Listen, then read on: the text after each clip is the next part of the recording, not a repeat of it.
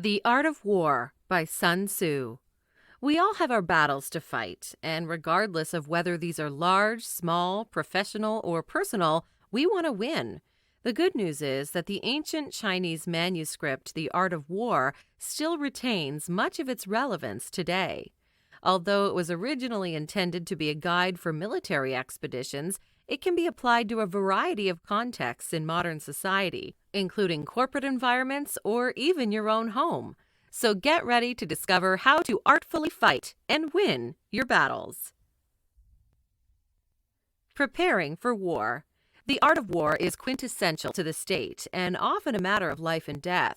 Therefore, the preparation for war is one of the most important steps to victory. To gain an advantage, you need to compare your own army to that of your enemy. To do so, take external factors into consideration, such as the weather, the terrain, and the distance to be covered. Compare the size of your armies and the military disciplines of each. If your strengths are evenly matched, a battle is advisable. If you are of inferior strength, you should refrain from starting a war. Those who calculate and prepare for war will be victorious, but if the circumstances change, so should your plans. Aside from being well prepared for battle, it's also important that you do not underestimate your status as the leader of an army. Leading an army comes with great responsibility, and Tzu describes such a leader as the arbiter of the people's fate, the man on whom it depends whether the nation shall be in peace or in peril. 5 Maxims to assure victory. If you want to call victory yours, keep these 5 prerequisites in mind. Choose your battles wisely. Know which battles to fight and which ones to avoid. Know how to handle superior and inferior enemies. Ensure your soldiers are motivated in the same spirit. Be prepared and take the enemy unprepared. Have military capacity and do not let the sovereign interfere. If you know yourself as well as your enemy, victory will be yours. If you only know yourself, you will win as many battles as you will lose. Always try to avoid a fight if possible. To fight and conquer in all your battles is not supreme excellence. Supreme excellence consists in breaking the enemy's resistance without fighting, says Tzu.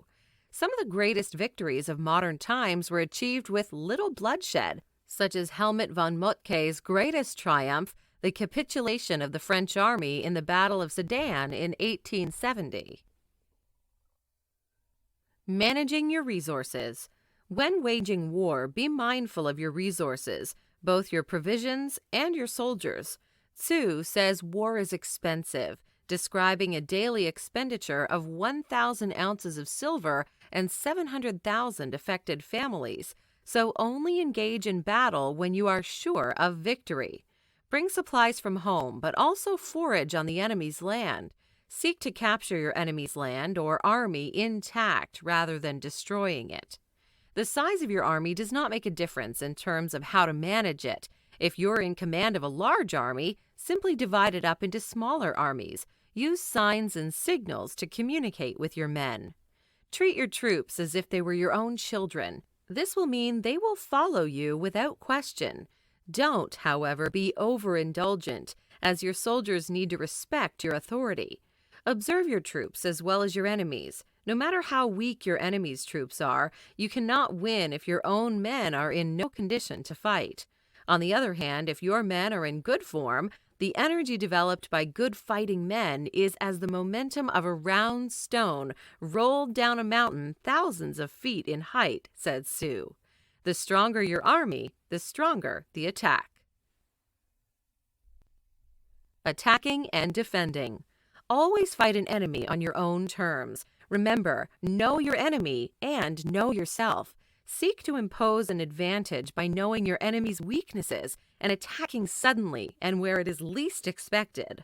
If your enemy has secured all his front lines, be prepared for his attack. Try to disperse his forces if they're united and isolate him from his allies. Always anticipate your enemy's plans and attack first. If your forces outnumber your enemy's 10-1, surround your enemy. If they are 5-1, attack. If your army is twice the size of that of your enemy, divide your troops into 2. Do not besiege walled cities if it can be avoided. Observe your enemy so you know when to attack. When there is much running about and the soldiers fall into rank, it means that the critical moment has come. When some are seen advancing and some retreating, it is a lure, Tzu says. A sure sign of attack are increased preparations on behalf of your enemy and quiet words spoken among your enemy's soldiers.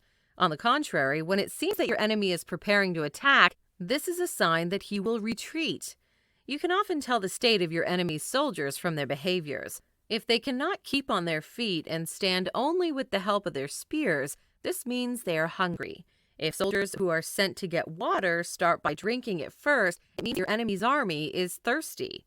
Make sure your defense is impenetrable, even where you least expect an attack. Your enemy will use any weak points to his advantage. If you do not wish to fight, bluff. Chu Liang, for example, when occupying Yangping and facing attack by the enemy, opened the city doors wide to reveal only a few men sweeping the ground. His enemy, suspecting an ambush, actually withdrew his army as a result. Conceal your plans, even from your own troops, so as to be invincible. Be unpredictable. Employing spies. Since war is expensive, it would be unfair to lead men to battle without having done everything in your power to know your enemy. Therefore, the use of spies is recommended. Spies should be employed to gather information about the enemy.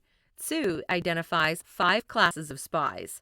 Local spies, bribed locals in the enemy's land. Inward spies, bribed officials of the enemy. Converted spies, spies of your enemy turned over to your side. Doomed spies, those giving false reports to the enemy since you've deceived them. Surviving spies, those bringing back news from the enemy. You should always seek to have the most intimate relationship with your spies. Your success depends on their information. In order to handle spies successfully, you need the following character traits: benevolence, straightforwardness, ingenuity of mind, and subtleness. Have a sound judgment of character so that you can tell the truth apart from lies. If a spy discloses secrets to anyone else but you, both he and the man who knows the secret will have to be put to death. Tu Ma, a Chinese poet, observes on this. Just as water, which carries a boat from bank to bank, may also be the means of sinking it, so reliance on spies, while production of great results, is ofttimes the cause of utter destruction. Misleading your enemy. All warfare is based on deception, says Tzu, so never let your enemy know what your plans are. Your enemy should assume that your position is the exact opposite of what it actually is. Mislead him to think that you're unable to attack when, in reality, you are. Make him believe that you are far away when you are actually near, and that when you are near, you are actually far away. Play on your enemy's weaknesses. Irritate him if he is choleric, and if he is at ease, never cease in your attacks so he may not rest. Finally, pretend to be weak so that he will grow arrogant and careless. You can then attack him once he has relaxed his defenses. Always be one step ahead of your enemy. If you arrive on the battlefield first, your troops will be well rested and the enemy will be easier to defeat. Never engage an army when they are returning home. Their wish to be with their families will be so strong that they will fight you to the death. In general, avoid cornering an enemy so as not to instill despair. Desperate soldiers are fierce and invincible fighters.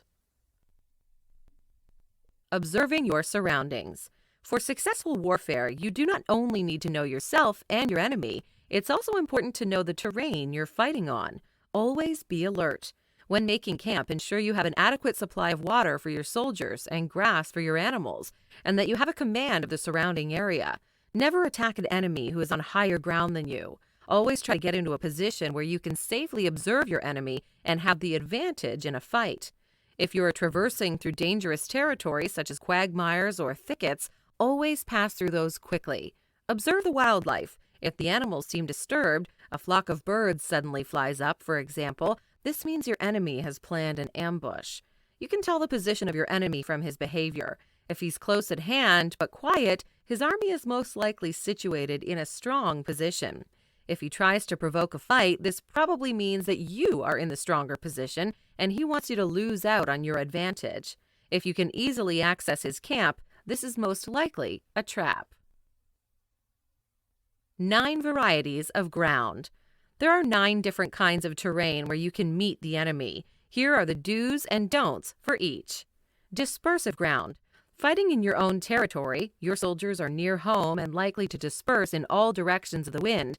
Don't engage in a fight here. Facile ground. Fighting a short distance into hostile territory. It is easy to retreat. Don't stop here. Contentious ground. A terrain that gives great advantage to either one of the fighting sides. Don't attack here. Open ground. Each side can move at liberty. Don't try to block your enemy's way. Ground of intersecting highways. This is terrain where 3 states meet. Whoever is here first can gain the 3rd state as an ally. Fight together with your allies. Serious ground. Terrain that lies deep in hostile territory. Assemble and wait for your enemy. Difficult ground. Terrain that is difficult to pass through, such as forests or marshes. Keep walking. Don't stop here. Hemmed-in ground. Terrain that is reached through small gorges, which means that very few could defeat a large army. Use stratagem. Desperate ground. Terrain on which the only way to save yourself from destruction is to fight. Fight. Final notes. Know yourself, know your enemy, and know the terrain you're fighting on. Although more than 2,500 years old, and after having been revisited, translated, and reviewed many times, many of Sun Tzu's observations on warfare still retain their relevance today. His 13 chapters on the art of war are a fount of wisdom, which can be applied to all areas of life. The art of war has been described as a philosophical work, as much as work on military tactics. So let yourself be charmed by this timeless classic. Hi, I'm Rhonda, and this is an exclusive audiobook video recorded for the Audiobook Master channel. Enjoy your audiobook and have fun learning. Don't forget to subscribe and hit the notification button so you'll get updated on our next upload. If you liked the video, give us a thumbs up and say your thoughts about the book we just covered. Do you want to listen to a summary or review of a book that we haven't covered in the past? Say it in the comments below or send us a message. Don't forget to check our other uploads. Enjoy listening!